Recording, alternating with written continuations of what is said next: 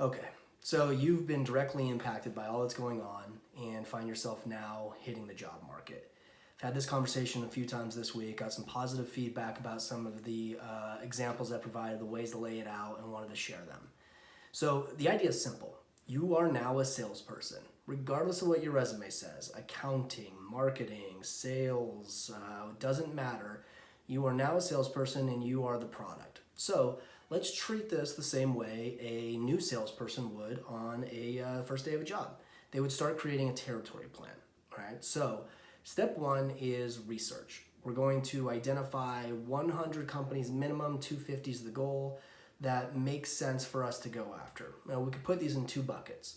One bucket is personally interested in them, whether it's personal passion in the category, the industry, doesn't matter. So just companies you're interested in. Second bucket, companies that make sense for you. The goal here really is to get back to work. If that's our primary goal, we want to give ourselves access to the most opportunities as possible.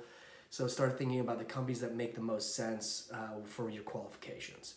Okay, so we're going to start building that list, and we do not care about job postings right now. We don't care about, of this list, if they're going to end up on it, whether they have anything posted or not. I don't even care if they're in the news doing layoffs right now. Okay, so step two is that we are going to actually set up notifications for those companies. We don't know if this process is going to be 3 weeks to an offer or 3 months and still looking, so we want to prepare for the worst, hope for the best, and we can use tools like Google, Indeed, of course LinkedIn, to notify us anytime these companies that we have on our list put up a new job posting so we can pounce, right? So step two, notifications. Step three, we're going to actually start applying to jobs that are posted with the companies we have on our list. Here's the key to this though, okay? We want to be tracking all of this. I mentioned the territory plan. When we apply to a company, we want to note that we've applied, what the job was, when we applied, and then the real critical piece is sort of step 3A. Do a little bit of research, figure out who the hiring manager is, or most likely is, for the positions you're applying for each time, and send them an invitation to connect on LinkedIn, right? So once they accept it, follow up with a note that says, hey, I want to let you know that I've applied for this job here, very interested in your company. The goal is not to directly engage them in an in-depth dialogue really at that point, as much as it is just to make sure that that person's eyeballs are on your resume in the system, so that if you're deemed unqualified by HR or internal talent acquisition, and your resume would never have gotten to their desk otherwise, this gives you one more level of sort of defense against that. Okay, so find who the hiring manager is or who you think it is. It's an educated guess sometimes. Connect with them. Let them know that you've applied directly to a job posting, right? Now, step four, all those companies on our list that don't have job postings, what are we doing with them? This is sort of cold outreach, right? I've identified the division heads for whatever your functional practice is, accounting, sales, marketing. Find the person leading that division on LinkedIn, send them an invite, and similarly to reaching out to them when we posted a job, it's just the messaging is going to change.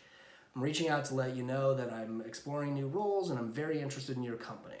Okay, so here's the key to this. Avoid cookie cutter language. When you're writing these messages, provide a reason why. If it's bucket two, qualifications, focus on that. If it's bucket one, in terms of personal interest, tell them why you're interested.